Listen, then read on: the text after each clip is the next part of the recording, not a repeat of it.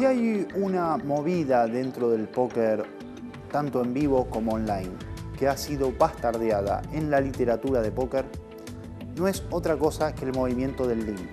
Vale decir, entrar a la mano sin subir la apuesta y solo completando el mismo monto que ya ha puesto la ciega grande. El limp, cuando uno registra cualquier tipo de libro, se encontrará con frases como nada de limp, solo raise, cito Jesus Ferguson, o el limp es una jugada que es EV negativo, y cito a Sweeney. Lo único que puedo decir por el momento en cuanto al limp, y no se desesperen, ya pasaremos a la definición, es que es una jugada que abre el pozo a más jugadores y hace que nuestro rango percibido sea bastante elegible. Piensen ustedes que si nosotros nos dedicamos a hacer limp solo con pares, jugaremos fit or fold. Fíjense lo que dice el limp, aunque nosotros no lo recomendemos. Considerar limpiar detrás con manos que funcionan bien en pozo multiway. Insisto, aunque no se recomienda, considera limpiar detrás con manos que funcionen bien en pozos multiway. ¿A qué me estoy refiriendo? Básicamente a que existen determinadas manos, como conectoras en suite o pares, que cuando sabemos que el pozo va a ser multiway, vale decir que por lo menos ya tenemos a uno o dos limpers dentro del pozo, el limp no se torna una jugada tan mala. Diferente es, y a lo que venía haciendo referencia hasta que vimos la placa, es ser el primero que entra al pozo y hacerlo con un limp. Pasemos al testimonio de Agustín Pugliese, que nos aclara lo que hemos visto en el día de la fecha. A la hora de limpiar online, yo nunca lo haría. Hoy en día, con las mesas como están tan agresivas, estamos poniendo siempre plata en el pozo donde no tenemos la iniciativa. Entonces, es muy difícil ganar el pozo. Solo limpiaría con un plan en particular. Pero en vivo, en cambio, las mesas son más pasivas, la gente no suele subir tanto. Muchas veces vos haces un limp y recibís 2 o 3 limps atrás. Entonces se puede amoldar una estrategia alrededor de eso y limpiar ciertas manos sin necesidad de balancearlo y hacerlo con manos fuertes, con manos malas, sino, por ejemplo, con pares o conectores en suite, haces en suite en vivo, ya que podemos ver un flop bastante barato y sabemos que muchas veces no nos van a sacar del pozo, como en el online, que va a pasar el 95% de las veces. Básicamente lo que hemos visto es una diferenciación entre realizar el limp online y el limp en juegos en vivo. No quiero pecar de soberbio, pero muchas veces cuando uno se sienta a jugar en una mesa online y vemos que un rival repetidamente decide hacer limp, por ejemplo jugando cash, hay mucha gente que lo cataloga de donk, o vale decir de fish o de mal jugador.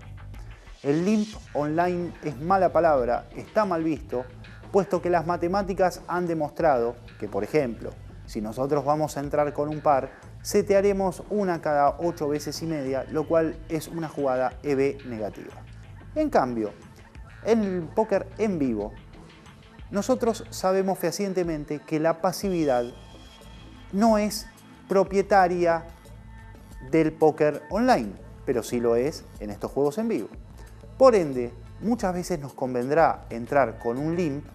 ¿Por qué? Porque tenemos el augurio de otros jugadores que han hecho lo mismo y trataremos de ver un pozo multiway contra malos jugadores y con la expectativa de formar una mano que termine llevándose un gran pozo o que estaquee a alguno de nuestros rivales post-flop. Es por ello que ningún o casi ningún profesional suele utilizar el limp a secas para entrar. No es lo mismo realizar el limp cuando ya tenemos por lo menos 2 limpers en el pozo, puesto que las matemáticas demuestran que muchas veces realizarlo es totalmente rentable. Habiendo pasado entonces por las 4 instituciones que hemos señalado para el día de hoy, los invito a que me acompañen para compartir nuestro resumen habitual.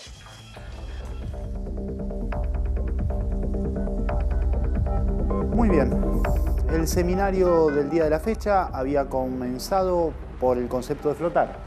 que no era otra cosa que pagar una apuesta con una mano que rara vez puede ser la mejor, con la intención de llevarnos el pozo en una calle posterior.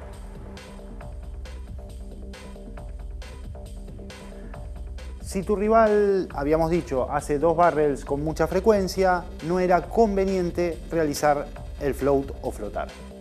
Si es creíble que representes una mano en el turn o el river, eran factores a considerar antes de realizar el floating.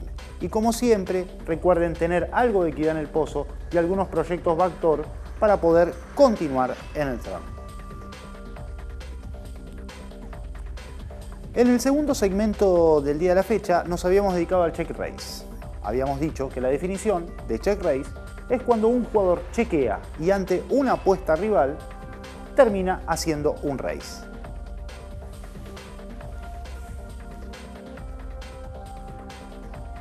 A considerar, debíamos examinar la fuerza de la mano, la textura del board, condimentos esenciales para realizar un check raise, la percepción del villano sobre nuestro rango, vale decir, será creíble o no será creíble, concuerda o no concuerda, la frecuencia de apuesta de continuación del villano y si el rango con que el villano se va a stackear.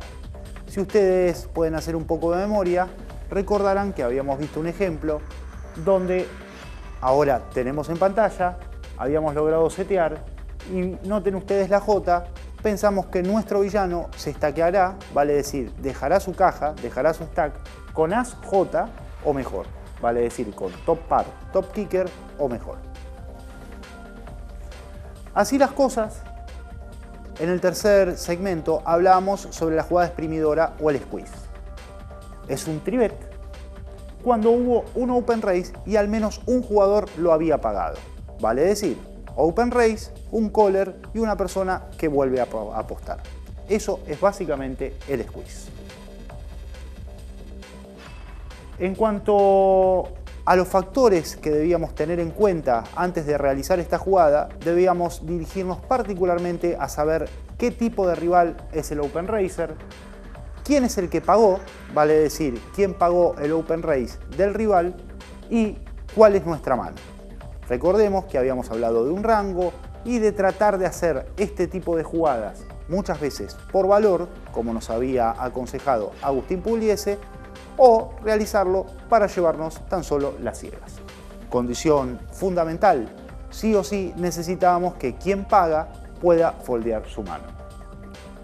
En cuanto al tamaño del squeeze, habíamos dicho que una buena base era de 3.5 más 0.5 por pagador, persona que se encuentra en medio de la persona que va a hacer el squeeze y el open raise.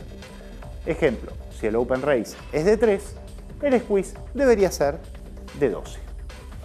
Y así llegamos a nuestra última placa, la cual hemos visto en este segmento, vale decir el cuarto, y era el limp. Aunque no lo recomendemos, consideremos limpiar detrás, siempre limpiar detrás, no entrar limpiando, con manos que funcionan bien en pozos multiway. Si ustedes hacen memoria, hablamos de pares, conectores en suite, etc.